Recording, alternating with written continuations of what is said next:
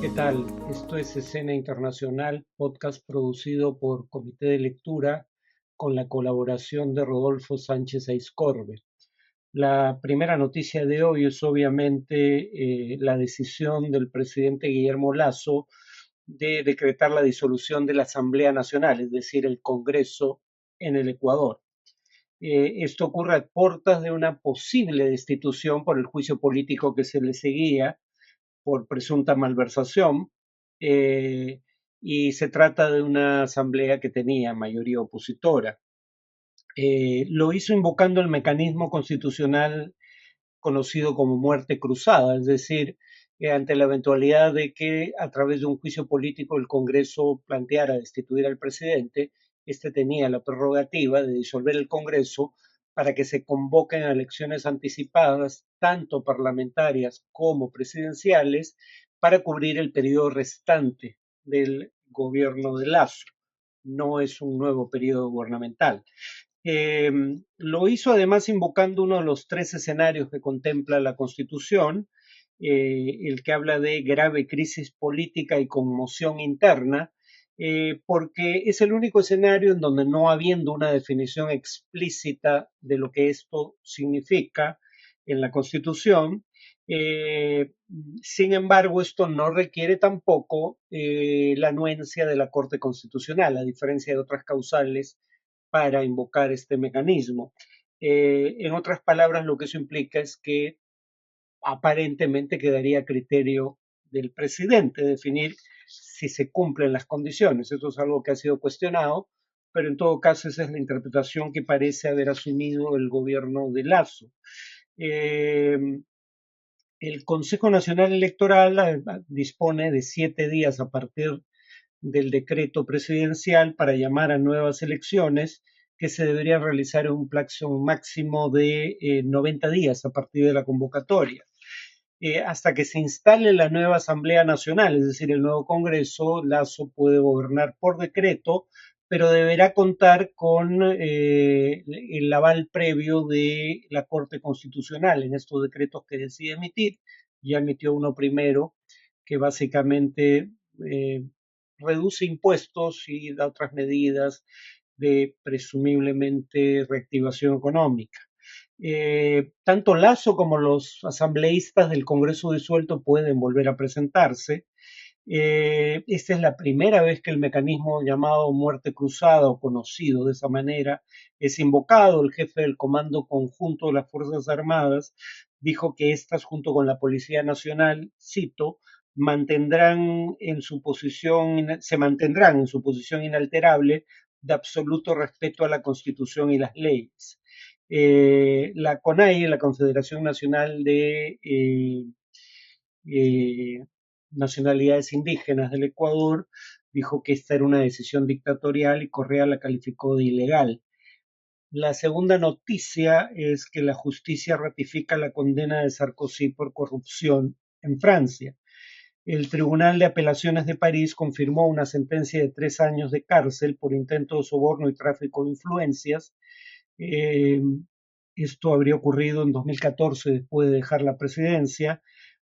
Según la condena, el expresidente Sarkozy habría intentado sobornar junto con su abogado a un magistrado de la Corte de Apelaciones del Tribunal Supremo francés a cambio de información confidencial sobre la investigación que se le seguía por presuntos pagos que habría aceptado de la heredera de la firma L'Oréal, Liliane Bettencourt, para su campaña presidencial de 2007. Es el primer expresidente francés condenado a prisión efectiva, aunque dos de los años de condena son prisión suspendida y el año restante será de prisión domiciliaria con brazalete electrónico.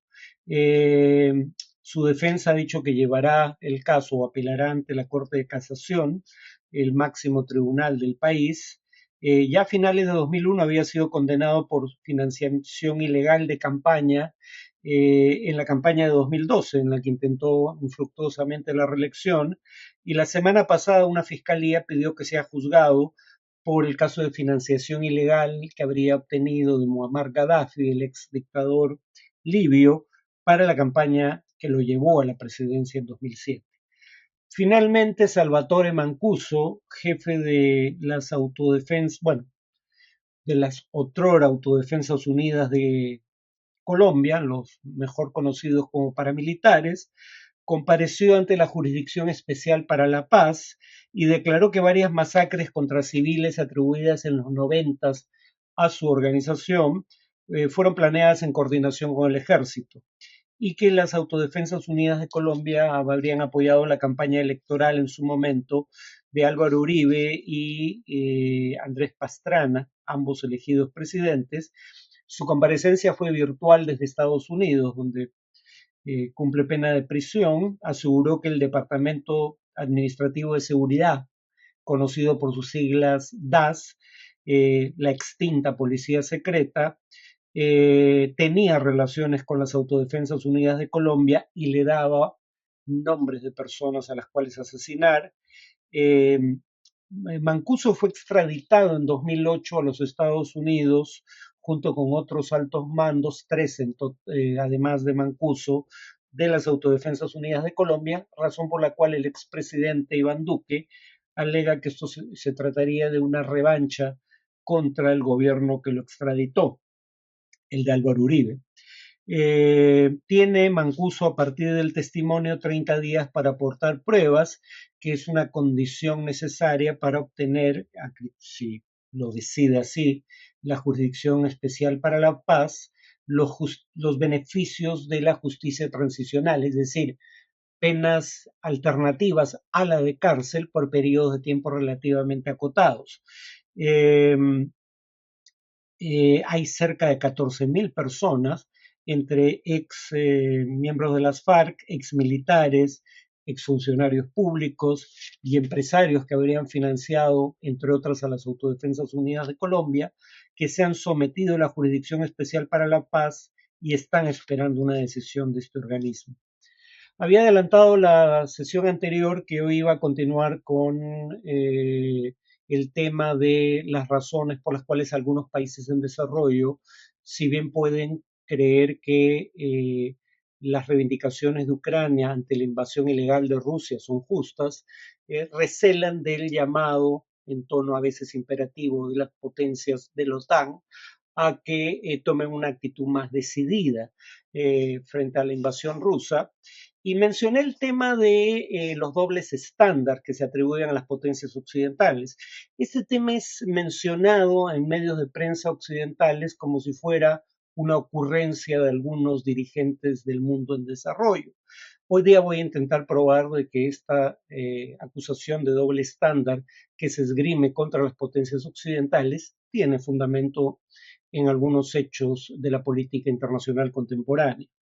Piensen, por ejemplo, en el uso de la fuerza contra Ucrania. Bajo la Carta de las Naciones Unidas hay dos escenarios en donde el uso de la fuerza es legítimo. El primero, y cito, y me temo que voy a hacer varias citas de textos de derecho internacional en este podcast, pero la primera razón bajo la cual o por la cual sería válido el uso de la fuerza es, cito, el derecho inmanente de legítima defensa individual o colectiva en caso de ataque armado contra un miembro de las Naciones Unidas. Este principio claramente no se cumple en el caso de Ucrania porque aunque Putin alega que hubo ataques previos de el ejército ucraniano contra las autodenominadas repúblicas populares de Donetsk y Lugansk, uno, eso no está comprobado, si acaso había ataques mutuos. Dos, estos no son estados reconocidos por virtualmente ningún país del mundo. Y tres, no son miembros de las Naciones Unidas, cosa que está contemplada en, eh, en el texto que acabo de leer. En segundo lugar, si no estás actuando en legítima defensa ante un ataque armado, puedes usar la fuerza con autorización del Consejo de Seguridad de la ONU, de las Naciones Unidas, para garantizar la paz y la seguridad internacionales. Aquí no hubo fallo del Consejo de Seguridad autorizando el uso de la fuerza, luego entonces ninguna de las dos causales se cumple. La invasión de Putin, por ende, es ilegal. Pero lo mismo podría decirse, por ejemplo, de la invasión estadounidense de Irak en 2003. Tampoco cumplió con ninguna de estas dos condiciones. Irak no atacó a Estados Unidos y no hubo fallo en el Consejo de Seguridad de la ONU que autorizara el uso de la fuerza. Veamos el contraste entre la conducta del gobierno ruso y cómo se responde ante ella con la conducta del gobierno israelí ante temas similares. Por ejemplo, ¿qué principio violó Rusia al ocupar y anexar mediante la guerra territorio internacionalmente reconocido como ucraniano y reconocido por la propia Rusia como ucraniano en el llamado Memorándum de Budapest de 1994? Según un pronunciamiento de los ministros de Relaciones Exteriores del Grupo de los Siete, es decir, las 7 democracias con las economías más grandes del mundo, aparte obviamente de China. Cito el pronunciamiento: reiteramos nuestro llamado a todos los países a condenar en forma inequívoca la guerra de agresión de Rusia y su intento de adquirir territorios por medio de la fuerza.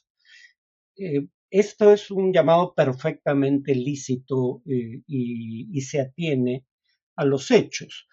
Pero en el principio de que no es admisible adquirir territorios mediante la fuerza, aparece por primera vez, hasta donde recuerdo, en la resolución 242 del Consejo de Seguridad de la ONU de 1967, donde se dice explícitamente, enfatizando la inadmisibilidad de la adquisición de territorios por medio de la guerra.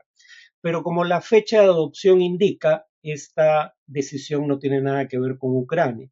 Esta es una decisión del Consejo de Seguridad de la ONU que se adopta después de la guerra de los 6 días entre Israel y, por otro lado, Siria, Jordania y Egipto, en donde Israel captura territorios que a partir de entonces del derecho internacional denomina territorios ocupados. Y precisamente porque es inadmisible adquirir territorios por medio de la guerra, esa resolución de 1967 le exige a Israel, cito, o exige el retiro de las Fuerzas Armadas israelíes de los territorios ocupados en el conflicto reciente. Han pasado 56 años desde esa resolución y Israel sigue ocupando los territorios palestinos y parte del territorio sirio. Más aún, en 1981 anexó Jerusalén Oriental, territorio que adquirió a través de la guerra de 1967.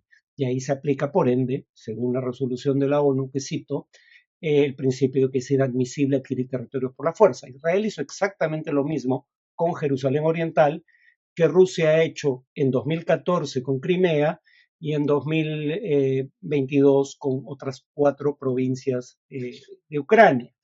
Pero no hay una respuesta similar por parte de las potencias occidentales. Ahora, Putin además tiene una orden de arresto emitida por la Corte Penal Internacional este año por la siguiente razón. He traducido el texto de la Corte Penal Internacional, según el cual, cito, Putin sería responsable por el crimen de guerra de deportar ilegalmente población, y especifica niños, y transferir ilegalmente población, niños, de áreas ocupadas de Ucrania hacia la Federación Rusa. ¿Qué principio de derecho internacional viola esa conducta? Lo dice la propia Corte Penal Internacional, el cuarto convenio de Ginebra relativo a la protección a personas civiles en tiempos de guerra. Más específicamente viola el artículo 49 de la Cuarta Convención de Ginebra, que dice: los traslados en masa o individuales de índole forzosa, así como las deportaciones de personas protegidas del territorio ocupado al territorio de la potencia ocupante, están prohibidos, ¿no? Acá la paradoja, ¿cuál es? Que una resolución de el Consejo de Seguridad de la ONU de la década del 70, creo que del año 76, 77, la 446, declara ilegales los asentamientos israelíes en territorios palestinos ocupados. ¿Y por qué son ilegales? Porque violan la Cuarta Convención de Ginebra, la misma convención que ha violado Putin. Putin violó el artículo 49. ¿Qué dice la resolución 446? Afirmando una vez más que el convenio de Ginebra relativo a la protección de personas civiles en tiempos de guerra es aplicable a los territorios árabes ocupados por Israel desde 1967, exhorta una vez más a Israel a que no traslade partes de su propia población civil a los territorios árabes ocupados. Eso viola ¿qué artículo de la Cuarta Convención de Ginebra? Curiosamente, el mismo artículo que viola la conducta del gobierno ruso, el artículo 49, que además de proscribir el traslado de población forzoso, de población de un territorio ocupado al territorio de la potencia ocupante, también prohíbe a una potencia ocupante trasladar parte de su propia población al territorio que ocupa ilegalmente. El artículo 49 dice, la potencia ocupante no podrá efectuar la evacuación o el traslado de una parte de la propia población civil al territorio por ella ocupado. Es decir, Israel ha violado exactamente los mismos principios de derecho internacional que ha violado Rusia, y mientras en el comunicado de los cancilleres del Grupo de los Siete se menciona que a las sanciones ya aplicadas contra Rusia por su conducta en Ucrania, por la anexión de territorio por la fuerza a través de la guerra, eh, digamos, a través de una guerra de agresión, más específicamente, se le van a añadir nuevas sanciones. Contra Israel no solo no ha habido jamás una sanción de las potencias de la OTAN, sino que más aún, algunas han intentado prohibir la aplicación de un boicot económico contra Israel por parte de agentes privados, cosa que a criterio de muchos viola el derecho a la libertad de expresión, por razones que probablemente abordaré en otro podcast. Eh, pero repito, mientras las potencias occidentales, con pleno derecho, no estoy cuestionando eso, aplican sanciones contra Rusia por violar el principio de que es inadmisible la adquisición de territorios por medio de la guerra y el artículo 49 de la Cuarta Convención de Ginebra, y además dan un apoyo militar decidido a Ucrania para resistir esas acciones ilegales por parte de Rusia, cosa a la que nuevamente creo tienen derecho, en el caso de una conducta israelí que viola exactamente los mismos principios, tras más de 56 años de vigencia de esa conducta violatoria del derecho internacional, no ha recibido sanción alguna, y más bien las potencias occidentales, y en particular Estados Unidos, han convertido a Israel en un receptor privilegiado de ayuda militar.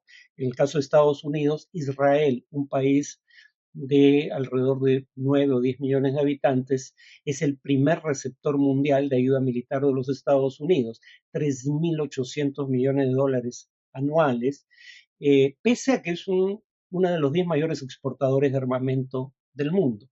Y mientras se aplican sanciones contra Rusia, hay intentos de criminalizar, no ya sanciones oficiales que no existen de esos gobiernos contra Israel, sino de criminalizar el boicot de empresas o individuos contra Israel por su violación de esas normas del derecho internacional.